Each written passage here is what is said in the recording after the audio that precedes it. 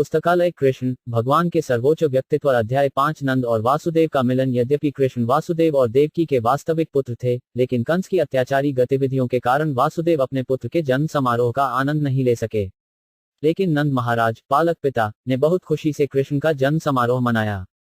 अगले दिन यह घोषित किया गया कि यशोदा के लिए एक नर बच्चे का जन्म हुआ था। वैदिक रीति के अनुसार नंद महाराज ने जन्म समारोह करने के लिए विद्वान ज्योतिषियों और ब्राह्मणों को बुलाया। बच्चे के जन्म के बाद ज्योतिषी जन्म के क्षण की गणना करते हैं और बच्चे के भविष्य के जीवन की कुंडली बनाते हैं। जन्म समारोह से पहले परिवार के सदस्य स्नान करते हैं, खुद को साफ करते हैं और खुद को गहनों और अच्छे कपड़ों से सजाते हैं। फिर वे बच्चे के भविष्य के जीवन के बारे में सुनने के लिए बच्चे और ज्योतिषी के सामने आते हैं। नंद महाराज और परिवार के अन्य सदस्य कपड़े पहनकर जन्मस्थान के सामने बैठ गए। इस अवसर पर वहां उपस्थित सभी ब्राह्मणों ने विधि विधान से शुभ मंत्रों का जाप किया, जबकि ज्योतिषियों ने जन्म संस्कार किया। इस अवसर पर सभी देवताओं के साथ साथ परिवार के पूर्वजों की भी पूजा की जाती है। नंद महाराज ने ब्राह्मणों को 200,000 गायों को वितरित किया, जिन्हें कपड़े और आभूषणों से अच्छी तरह सजाया गया था। उन्होंने ब्राह्मणों को न केवल गायों को दान में दिया, बल्कि आभूषणों और सोने की सीमा वाले कपड़े से सजाए गए अनाज की पहाड़ियां भी दी। भौतिक दुनिया में हमारे पास कई तरह से धन है, लेकिन कभी कभी बहुत ईमानदार और पवित्र तरीके से नहीं, क्योंकि यह धन संचय करने की प्रकृति है। इसलिए वैदिक आदेश के अनुसार ब्राह्मणों को गाय और सोना दान में देकर ऐसे धन को शुद्ध करना चाहिए। एक नवजात शिशु को भी ब्राह्मणों को दान में दिए गए दानों से शुद्ध किया जाता है। इस भौतिक दुनिया में यह समझना होगा कि हम हमेशा दूषित अवस्था में रह रहे हैं। इसलिए हमें अपने जीवन की अवधि, धन के अपने अधिकार और अपने आप को शुद्ध करना होगा। हम अपने जीवन की अवधि को दैनिक स्नान करके और शरीर को अंदर और बाहर शुद्ध करके और 10 प्रकार की शुद्धिकरण प्रक्रियाओं को स्वीकार करके शुद्ध कर सकते हैं। तपस्या से, भगवान की पूजा करके और दान के वितरण से हम धन के अधिकार को शुद्ध कर सकते हैं। परम सत्य को समझने और आत्म साक्षात्कार प्राप्त करने के लिए हम वेदों का अध्ययन करके अपने आप को शुद्ध कर सकते हैं। इसलिए वैदिक साहित्य में कहा गया है कि जन्म से हर कोई एक शूद्र पैदा होता है, कि शुद्धिकरण प्रक्रिया को स्वीकार करने से व्यक्ति 2 बार जन्म लेता है, कि वेदों का अध्ययन करने से व्यक्ति विप्र बन जाता है, जो ब्राह्मण बनने की प्रारंभिक योग्यता है, और कि जब कोई पूर्ण सत्य को पूरी तरह से समझ लेता है तो वह ब्राह्मण बन जाता है। और जब ब्राह्मण अधिक पूर्णता तक पहुंच जाता है तो वह वैष्णव या भक्त बन जाता है। कृष्ण के जन्म समारोह में सभी इकट्ठे ब्राह्मण बच्चे के लिए सभी अच्छे भाग्य का आह्वान करने के लिए विभिन्न प्रकार के वैदिक मंत्रों का जाप करने लगे। जप के विभिन्न प्रकार हैं, जिन्हें सीता, मगध, वंदी और विरुदावली के नाम से जाना जाता है। इसके साथ ही मंत्रोच्चार व गीतों के साथ ही घर के बाहर बिगुल और केटले ड्रम की आवाज सुनाई दी। इस अवसर पर सभी चरागाहों और सभी घरों में खुशी के कंपन सुने जा सकते थे। घरों के भीतर और बाहर चावल के गूदे से तरह तरह के कलात्मक चित्र बनाए जाते थे और हर जगह, यहाँ तक सड़कों और गलियों में भी सुगंधित पानी छिड़का जाता था। छतों को विभिन्न प्रकार के झंडों, उत्सवों और हरे पत्तों से सजाया गया था। द्वार हरे पत्तों और फूलों से बने थे। सभी गायों, बैलों और बछड़ों को तेल और हल्दी के मिश्रण से लिप्त किया गया और लाल ऑक्साइड, पीली मिट्टी और मैंगनीज जैसे खनिजों से रंगा गया। वे मोर पंख की माला पहनते थे और अच्छे रंग के कपड़े और सोने के हार से ढके होते थे। जब सभी उत्साही चरवाहों ने सुना कि कृष्ण के पिता नंद महाराज अपने पुत्र के जन्म समारोह का जश्न मना रहे हैं, तो वे सहज प्रसन्न हो गए। उन्होंने अपने आप को बहुत महंगे वस्त्र पहनाए और अपने शरीर को विभिन्न प्रकार के झुमके और हारों से अलंकृत किया और अपने सिर पर बड़ी पगड़ी पहनी। इस भव्य तरीके से खुद को तैयार करने के बाद उन्होंने विभिन्न प्रकार की प्रस्तुतियां ली और इस तरह नंद महाराज के घर पहुंचे।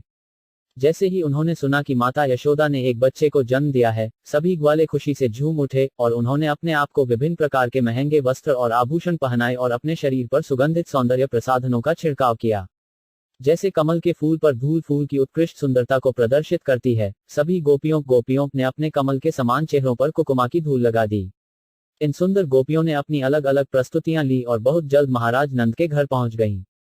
अपने भारी कूल्हों और सूजे हुए स्तनों के बोझ तले दबे गोपियां बहुत जल्दी नंदा महाराज के घर की ओर नहीं बढ़ सकी, लेकिन कृष्ण के प्रति उत्साही प्रेम के कारण वे जितनी जल्दी हो सके आगे बढ़ गईं।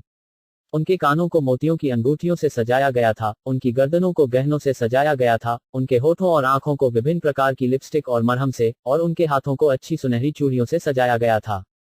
जैसे ही वे पत्थर की सड़क से बहुत जल्दी गुजर रहे थे, उनके शरीर को सजा रहे फूलों की माला जमीन पर गिर गई और ऐसा प्रतीत हुआ कि आकाश से फूलों की बौछार हो रही है। उनके शरीर पर तरह तरह के गहनों की हलचल से वे और भी खूबसूरत लग रही थीं। इस तरह वे सभी नंद यशोदा के घर पहुंचे और बच्चे को आशीर्वाद दिया। प्रिय बच्चे, आप हमारी रक्षा के लिए लंबे समय तक जीवित रहें। जब वे बच्चे कृष्ण को इस तरह आशीर्वाद दे रहे थे, उन्होंने हल्दी पाउडर, तेल, दही, दूध और पानी का मिश्रण चढ़ाया। उन्होंने इस मिश्रण को न केवल बाल कृष्ण के शरीर पर, बल्कि वहां मौजूद अन्य सभी व्यक्तियों पर छिड़का।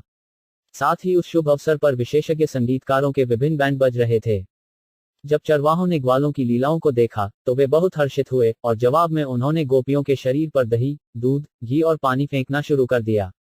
फिर दोनों पक्ष एक दूसरे के शरीर पर मक्खन फेंकने लगे। नंद महाराज भी ग्वालों और स्त्रियों की लीलाओं को देखकर बहुत प्रसन्न हुए और वे वहां इकट्ठे हुए विभिन्न गायकों को दान देने में बहुत उदार हो गए। कुछ गायक उपनिषदों और पुराणों के महान छंदों का पाठ कर रहे थे, कुछ परिवार के पूर्वजों की महिमा कर रहे थे और कुछ बहुत मधुर गीत गा रहे थे। कई विद्वान ब्राह्मण भी उपस्थित थे और नंद महाराज ने इस अवसर पर बहुत संतुष्ट होकर उन्हें विभिन्न प्रकार के वस्त्र, आभूषण और गायों को दान में दिया। इस संबंध में यह नोट करना बहुत महत्वपूर्ण है कि वृंदावन के निवासी केवल गायों को पालने से कितने धनी थे। सभी चरवाहे वैश्य समुदाय के थे और उनका व्यवसाय गायों की रक्षा करना और फसलों की खेती करना था। उनके पहनावे और आभूषणों से और उनके व्यवहार से ऐसा प्रतीत होता है कि वे एक छोटे से गांव में थे, फिर भी वे भौतिक संपत्ति के धनी थे। उनके पास विभिन्न प्रकार के दुग्ध उत्पादों की इतनी प्रचुरता थी कि वे बिना किसी प्रतिबंध के एक दूसरे के शरीर पर मक्खन फेंक रहे थे। उनकी संपत्ति दूध, दही, मक्खन और कई अन्य दुग्ध उत्पादों में थी और अपने कृषि उत्पादों का व्यापार करके वे विभिन्न प्रकार के गहनों और महंगे कपड़ों के धनी थे। न केवल उनके पास ये सभी चीजें थीं, बल्कि वे नंद महाराज की तरह उन्हें उदारतापूर्वक दान में दे सकते थे।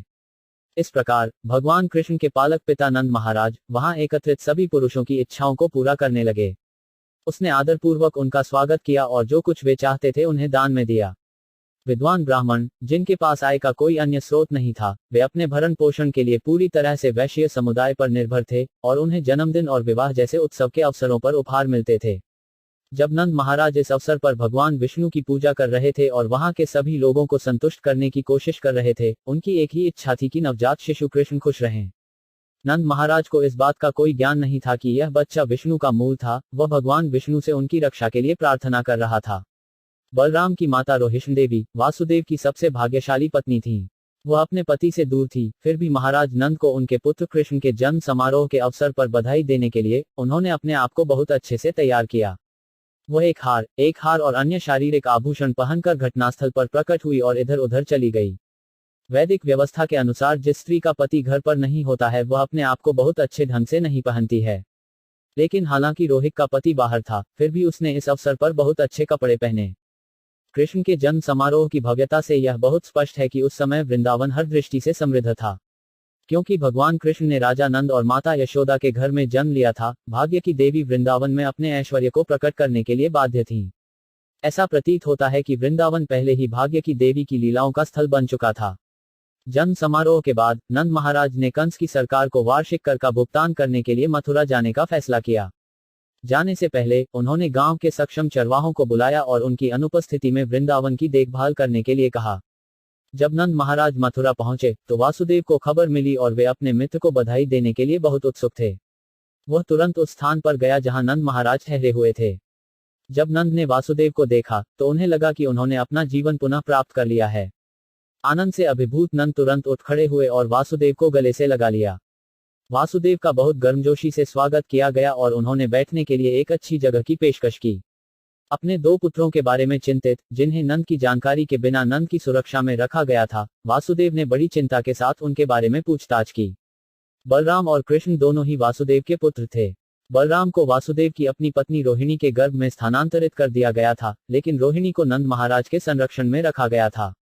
कृष्ण को व्यक्तिगत रूप से यशोदा को सौंप दिया गया था और उनकी बेटी के लिए उनका आदान प्रदान किया गया था। नंद महाराज जानते थे कि बलराम वासुदेव के पुत्र थे, लेकिन वे नहीं जानते थे कि कृष्ण भी वासुदेव के पुत्र थे। वासुदेव निश्चित रूप से इस तथ्य से अवगत थे और उन्होंने कृष्ण और बलराम दोनों के बारे में बहुत उत्सुकता से पूछताछ की। तब वासुदेव ने नंद को संबोधित किया, मेरे प्यारे भाई, तुम बूढ़े थे और एक पुत्र पैदा करने के लिए बहुत उत्सुक थे, और फिर भी तुम्हारा कोई नहीं था। अब प्रभु की कृपा से आप भाग्यशाली हैं कि आपके पास एक बहुत अच्छा पुत्र है। मुझे लगता है कि यह घटना आपके लिए बहुत शुभ है। प्रिय मित्र, मुझे कंस ने बंदी बनाया था और अब मैं छूट गया हूं, इसलिए यह मेरे लिए एक और जन्म है। मुझे तुमसे दोबारा मिलने की कोई उम्मीद नहीं थी, लेकिन ईश्वर की कृपा से मैं तुम्हें देख सकता हूं। इस तरह वासुदेव ने परोक्ष रूप से कृष्ण के प्रति अपनी चिंता व्यक्त की। कृष्ण को यशोदा माँ के बिस्तर पर गुप्त रूप से भेजा गया था और नंद द्वारा बहुत धूमधाम से कृष्ण के जन्म समारोह का जश्न मनाने के बाद वे मथुरा गए। तो वासुदेव बहुत प्रसन्न हुए और कहा, यह मेरे लिए एक नया जन्म है। उन्होंने कभी उम्मीद नहीं की थी कि कृष्ण जीवित रहेंगे, क्योंकि उनके अन्य सभी पुत्रों को कंस ने मार डाला था। वासुदेव ने आगे कहा, मेरे प्यारे दोस्त, हमारे लिए साथ रहना बहुत मुश्किल है। यद्यपि हमारे पास हमारे परिवार और रिश्तेदार, बेटे और बेटियां हैं, स्वभाव से हम आमतौर पर एक दूसरे से अलग हो जाते हैं। इसका कारण यह है कि प्रत्येक जीव इस धरती पर विभिन्न प्रकार के फलदायी कार्यों के दबाव में प्रकट होता है। हालांकि वे एक साथ इकट्ठे होते हैं, लेकिन उनके लंबे समय तक साथ रहने का कोई निश्चितता नहीं है। किसी के फलदायी कार्यों के अनुसार उसे अलग तरह से कार्य करना पड़ता है और इस तरह अलग होना पड़ता है। उदाहरण के लिए, कई पौधे और लताएं समुद्र की लहरों पर तैर रही हैं। कभी कभी वे एक साथ आते हैं और कभी कभी वे हमेशा के लिए अलग हो जाते हैं। एक पौधा एक तरफ जाता है और दूसरा पौधा दूसरा जाता है। इसी तरह, जब हम साथ रहते हैं तो हमारी पारिवारिक सभा बहुत अच्छी हो सकती है, लेकिन कुछ समय बाद समय की लहरों के दौरान हम अलग हो जाते हैं। उद्धरण चिन्ह। वासुदेव की इस अभिव्यक्ति का तात्पर्य यह है, यद्यपि देवकी के गर्भ में उनके 8 पुत्र उत्पन्न हुए थे, दुर्भाग्य से वे सभी चले गए थे। वे अपने एक पुत्र कृष्ण को भी अपने पास नहीं रख सके। वासुदेव अपने अलगाव को महसूस कर रहे थे, लेकिन वे वास्तविक तथ्य को व्यक्त नहीं कर सके। कृपया मुझे वृंदावन के कल्याण के बारे में बताएं, उन्होंने कहा। आपके पास कई जानवर हैं, क्या वे खुश हैं? क्या उन्हें पर्याप्त घास और पानी मिल रहा है? कृपया मुझे यह भी बताएं कि क्या आप जिस स्थान पर रह रहे हैं वह आबादित और शांतिपूर्ण है। यह पूछताछ वासुदेव ने की थी क्योंकि वे कृष्ण की सुरक्षा के बारे में बहुत चिंतित थे। वह जानता था कि कंस और उसके अनुयायी विभिन्न प्रकार के राक्षसों को भेजकर कृष्ण को मारने की कोशिश कर रहे थे। उन्होंने पहले ही संकल्प कर लिया था कि कृष्ण के जन्मदिन के 10 दिनों के भीतर पैदा हुए सभी बच्चों को मार दिया जाना चाहिए। क्योंकि वासुदेव कृष्ण के बारे में बहुत चिंतित थे, उन्होंने अपने निवास की सुरक्षा के बारे में पूछताछ की। उन्होंने बलराम और उनकी माता रोहिणी के बारे में भी पूछताछ की, जिन्हें नंद महाराज की देखभाल के लिए सौंपा गया था। वासुदेव ने नंद महाराज को यह भी याद दिलाया कि बलराम अपने असली पिता को नहीं जानते थे। वह तुम्हें अपने पिता के रूप में जानता है। और अब तुम्हारा एक और बच्चा है, कृष्ण, और मुझे लगता है कि तुम उन दोनों की बहुत अच्छी देखभाल कर रहे हो। यह भी महत्वपूर्ण है कि वासुदेव ने नंद महाराज के पशुओं के कल्याण के बारे में पूछताछ की। जानवरों, और विशेष रूप से गायों की रक्षा ठीक उसी तरह की जाती थी जैसे किसी के बच्चों की होती है। वासुदेव क्षत्रिय थे और नंद महाराज वैश्य थे। नागरिकों को सुरक्षा देना क्षत्रियों का कर्तव्य है और गायों की रक्षा करना वैश्यों का कर्तव्य है। गाय उतनी ही महत्वपूर्ण है जितनी कि नागरिक। जिस प्रकार मानव नागरिकों को सभी प्रकार की सुरक्षा दी जानी चाहिए, उसी प्रकार गायों को भी पूर्ण सुरक्षा दी जानी चाहिए। वासुदेव ने यह कहना जारी रखा कि धार्मिक सिद्धांतों का रखरखाव, आर्थिक विकास और इंद्रियों की मांगों को पूरा करने का संतोषजनक निष्पादन रिश्तेदारों, राष्ट्रों और सभी मानवता के बीच सहयोग पर निर्भर करता है। इसलिए यह देखना हर किसी का कर्तव्य है कि उसके साथी नागरिकों और गायों को परेशानी न हो। मनुष्य को अपने संगी मनुष्यों और पशुओं की शांति और शांति को देखना चाहिए। धार्मिक सिद्धांतों का विकास, आर्थिक विकास और इंद्रिय तृप्ति तब बिना किसी कठिनाई के प्राप्त की जा सकती है। वासुदेव ने देवकी से उत्पन्न अपने ही पुत्रों को सुरक्षा न दे पाने के कारण अपना दुख व्यक्त किया। वो सोच रहा था कि धार्मिक सिद्धांत, आर्थिक विकास और उसकी इंद्रियों की संतुष्टि इसलिए सब खो गई थी। यह सुनकर नंद महाराज ने उत्तर दिया, मेरे प्रिय वासुदेव, मैं जानता हूं कि आप बहुत दुखी हैं क्योंकि क्रूर राजा कंस ने देवकी से पैदा हुए आपके सभी पुत्रों को मार डाला है। हालांकि अंतिम संतान एक बेटी थी, कंस उसे मार नहीं सका और वह आकाशीय ग्रहों में प्रवेश कर गई है। मेरे प्रिय मित्र, दुखी मत हो, हम सभी अपनी पिछली अनदेखी गतिविधियों द्वारा नियंत्रित किए जा रहे हैं। प्रत्येक व्यक्ति अपने पिछले कर्मों के अधीन होता है, और जो कर्म के दर्शन और उसकी प्रतिक्रियाओं से परिचित होता है, वह ज्ञानी होता है।